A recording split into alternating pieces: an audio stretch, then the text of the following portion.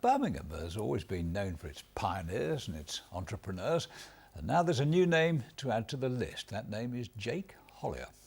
He's taking on the multinational takeaway coffee chains in his own small but very British way. Andy Bevan has the big story. In the shadow of Birmingham's council house, a new business is causing quite a stir. A disused telephone box has just opened its door to become Britain's smallest coffee shop. 23-year-old former healthcare assistant Jake Hollier spotted the box for rent while he was walking to work, and Jake's coffee box was born. I needed something that was functional. I needed somewhere small, and because I've never come from this background whatsoever, so I needed something small and functional. And you can't really get much smaller than a telephone box. As far as I'm aware, this is Britain's smallest coffee shop. So yeah, and I do really, really love coffee. Which is just as well. Jake and his colleague Mark Savage might need a few cups themselves. They plan to open every weekday from morning rush hour to early evening. The 8-foot tall by 3-foot square box houses an espresso machine, a hot chocolate maker, and a heated display case for sausage rolls. Everyone that walks past is having a look and seeing what's going on, and everyone's like smiles or grins or even makes a nice comment.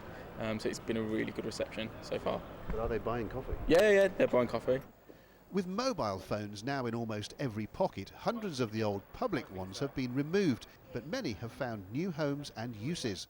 How about a dockside shower in the Virgin Islands? A defibrillator station in Scotland? And who said there was nowhere to sit in a phone box? The red structures are recognised all over the world as quintessentially British, but this particular design was the 6th version of the kiosk, the history of which dates back almost a century.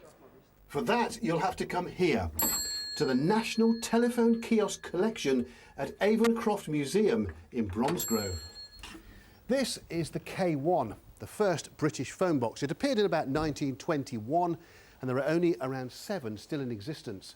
In 1927, Sir Giles Gilbert Scott came up with this, the K2, the first cast iron phone box and the first one to be painted red. The K3 over there is just a concrete version of the K2, which brings us on to the K4, a massive communication centre, not just a phone box, but also a post box and a stamp dispenser. The K5, well, that was just used for exhibitions and touring shows and was made of plywood. Which brings us on to the K6, Britain's favourite and most famous phone box. Designed in 1935 to mark the Silver Jubilee of King George V, that means it's 80 years old. Tens of thousands were made and several hundred are still in use today. Hello? Time for more coffee, apparently. Jake's coffee box may be the smallest in the land, but it happens to be just a few feet away from the biggest in the world. So, is he worried? No, absolutely not. Without, again, blowing my own trumpet, this coffee is much better. It is much better. Well, he would say that, wouldn't he? But what do the punters think? Good coffee. Yeah, good coffee. It's good.